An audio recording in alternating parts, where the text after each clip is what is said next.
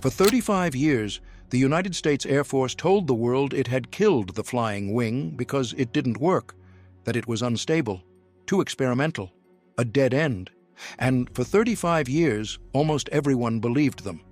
But in April 1980, a wheelchair-bound old man was quietly wheeled into a classified room at a Hawthorne, California facility and shown something that had been hidden from him since 1949.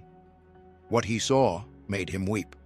And then he said something that made the engineers in that room go very quiet. But before we get there, we need to go back to where this story really begins.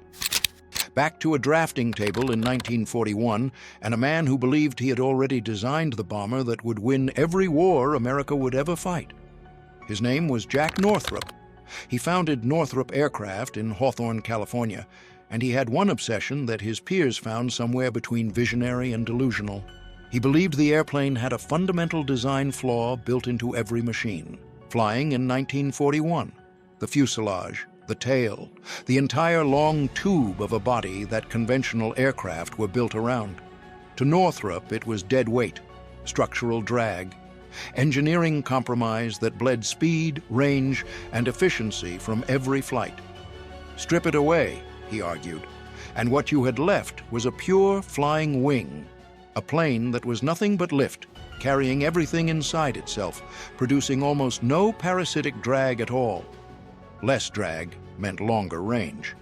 More range meant you could reach targets from distances your enemies thought were impossible. In 1941, with America facing a world war and strategists terrified that Britain might fall and eliminate every Allied airbase in Europe, that kind of range wasn't just interesting, it was potentially the most important military advantage on Earth. The Army Air Forces agreed. In April 1941, they handed Jack Northrop a contract to build his dream. The XB-35, a flying wing bomber with a 172-foot wingspan designed to carry 10,000 pounds of bombs on a round trip of 10,000 miles, from America's shores to any target on the planet and back without stopping. And turning this idea into reality would require something that had never been successfully built before. The XB-35 was supposed to be ready by 1944. It wasn't. The contra-rotating propeller system, 4 sets of propellers spinning in opposite directions on the trailing edges of the wing, was an engineering nightmare. The gearboxes failed constantly. Vibrations tore through the drivetrain. Pratt & Whitney blamed Hamilton Standard. Hamilton Standard blamed the Army Air Forces. The Army Air Forces blamed Northrop. The XB-35 didn't make its first flight until June 25th, 1946, more than a year after the war it was designed to win had ended. And by the time it finally flew, piston engines were already obsolete. Jets were the future. But here's where the story shifts from frustrating to extraordinary. When the Air Force ordered Northrop to strip the piston engines out of 2 of his XB-35 airframes and replace them with 8 Allison J-35 jet turbines, what came back was something nobody in American aviation had ever seen: the YB-49. A jet-powered flying wing with a 172-foot wingspan, no fuselage, no tail, nothing but pure swept aluminum and air. It first flew on October 21, 1947. Top speed, 493 miles per hour. Service ceiling, 49,000 feet. The public went wild for it. Newsreel cameras caught it on test runs over the Mojave. Newspaper photographers jostled each other at the perimeter fences of Muroc Air Force Base, trying to capture a clean shot of the thing. Seen head-on, the YB-49 looked like nothing that had ever flown before. A vast, silent boomerang pulling contrails at altitude wide enough to swallow a city block, with no nose, no tail, no body, just an endless sweep of aluminum wing. Crowds who spotted it during cross-country flights called their local police departments. A number of citizens who saw it at dusk filed UFO reports with the Air Force. The Air Force, for reasons that will become clear, did not correct them. And during early testing, engineers noticed something they hadn't planned for. Something that would take 40 more years to become one of the most important secrets in American military aviation. The YB-49 was nearly invisible to radar. Radar works by bouncing radio waves off a target and measuring what comes back. Conventional aircraft, With their round fuselages, vertical tail fins, propeller discs, and protruding engine nacelles, bounce those waves back from multiple directions simultaneously, generating a strong, clear radar return. The Flying Wing had none of those surfaces. The smooth, unbroken wing face presented almost nothing to incoming radar energy. Engineers measured the YB-49's radar cross-section during flight tests and found it was dramatically smaller than any conventional bomber of comparable size. What they had, without intending it, was a prototype stealth aircraft. Think about what that means. The Soviet Union in 1947 was building radar networks across Eastern Europe as fast as it could pour concrete. The entire American strategic bombing doctrine, the idea that B-29s and their successors could penetrate Soviet airspace and threaten Moscow, depended on outrunning radar detection or flying so high radar couldn't reliably track them. Here was an aircraft that offered a third option nobody had considered, an aircraft that radar simply could not see. Not because it flew fast, not because it flew high, because of its shape. The implications were staggering, and the men who understood those implications made sure the data never left the building. Decades before stealth technology was officially invented, and the Air Force did not publicize this detail. It classified it, filed it away, let it sit. Because something else was about to happen to the YB-49 that had nothing to do with physics or engineering, something far darker and more deliberate.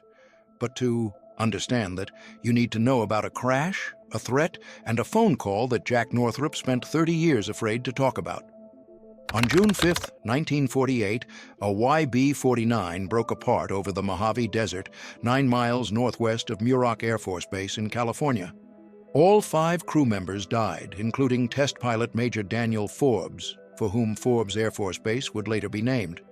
The official cause was structural failure during stall recovery testing. The aircraft, designed for maximum aerodynamic efficiency with minimal drag, accelerated faster in a dive than any conventional bomber.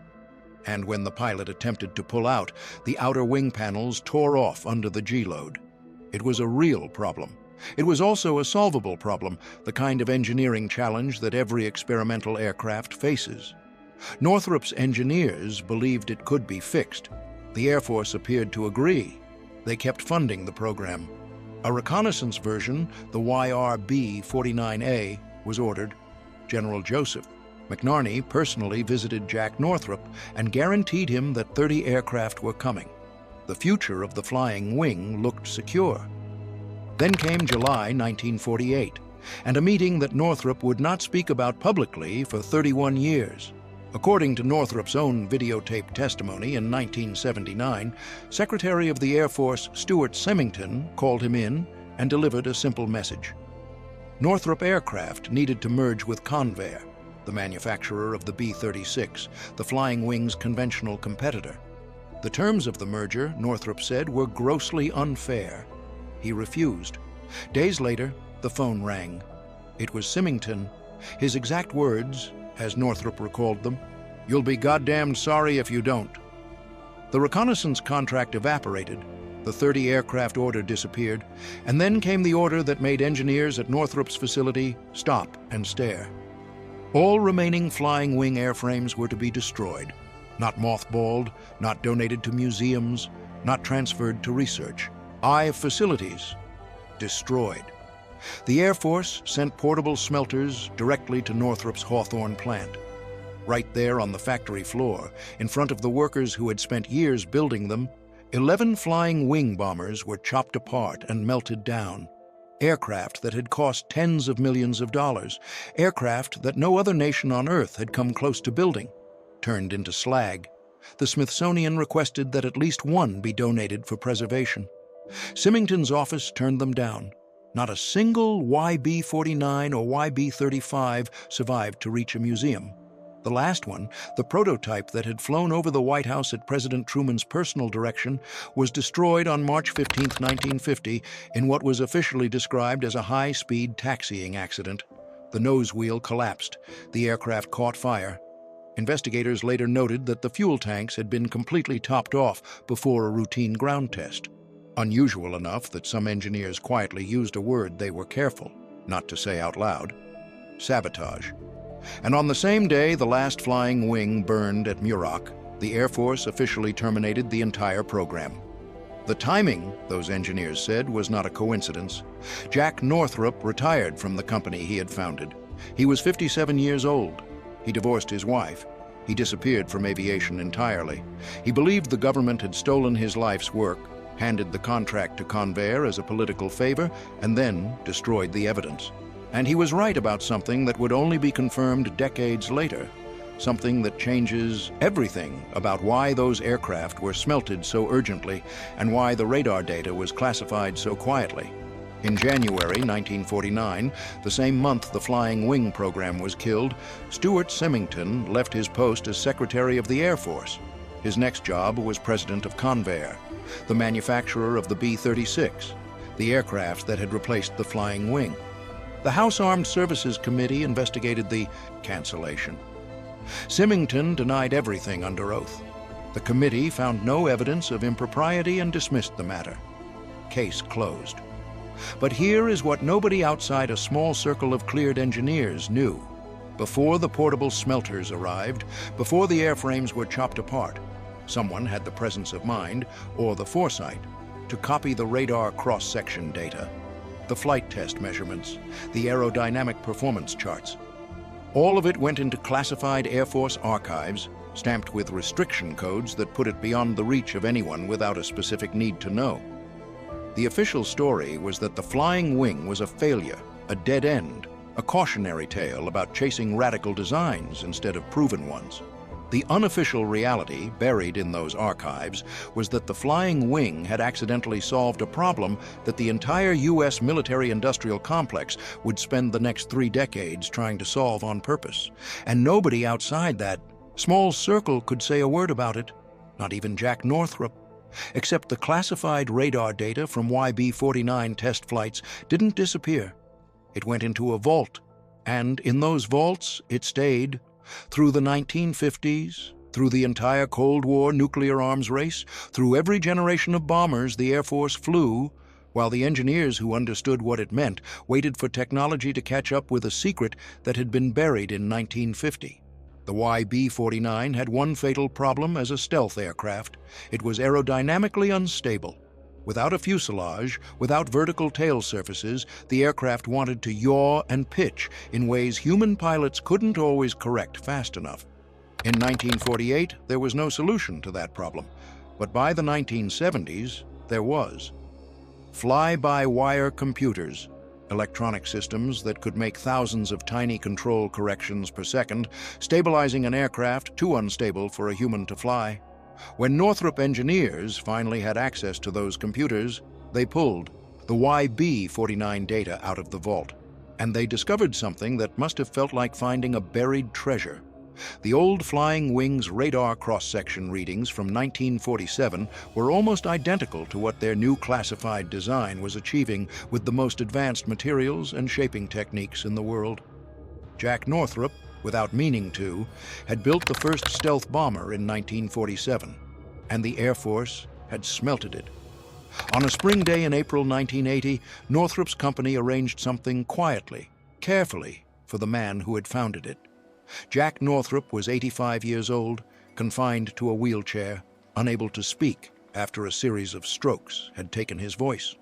They drove him to the Hawthorne facility and wheeled him into a classified room where a small group of engineers stood beside a scale model of a new aircraft under development.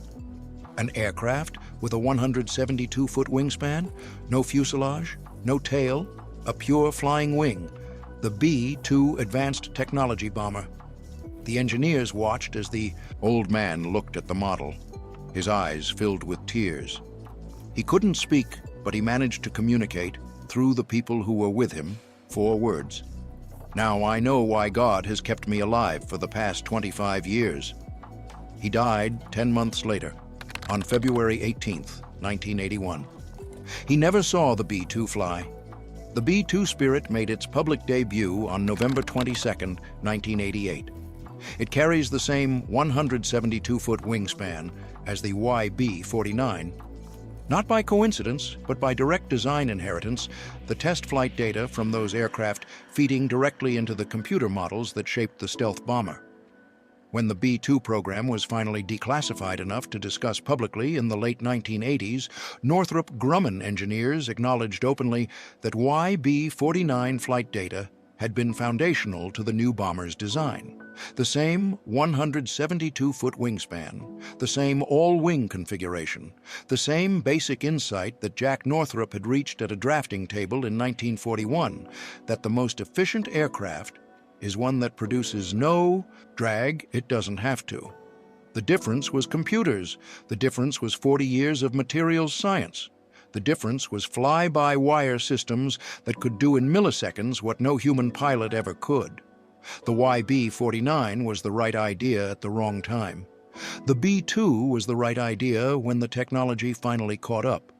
2 planes, 1 soul. The aircraft Jack Northrop built in 1947 and the aircraft the Air Force uses today to penetrate the most sophisticated air defenses on Earth are, in the most literal engineering sense, the same plane. One was smelted in a California factory yard in 1949. The other costs $2.1 billion per unit and is the most survivable bomber in history. What do you think really happened in that meeting between Jack Northrop and Stuart Semington? Was this the most expensive act of political sabotage in American aviation history? Or was the YB-49 just a program that failed on its own terms, and Northrop's genius happened to survive anyway and classified? Vaults? Drop your answer in the comments. If this story stayed with you, hit subscribe, because there is a lot more buried history like this coming in the weeks ahead.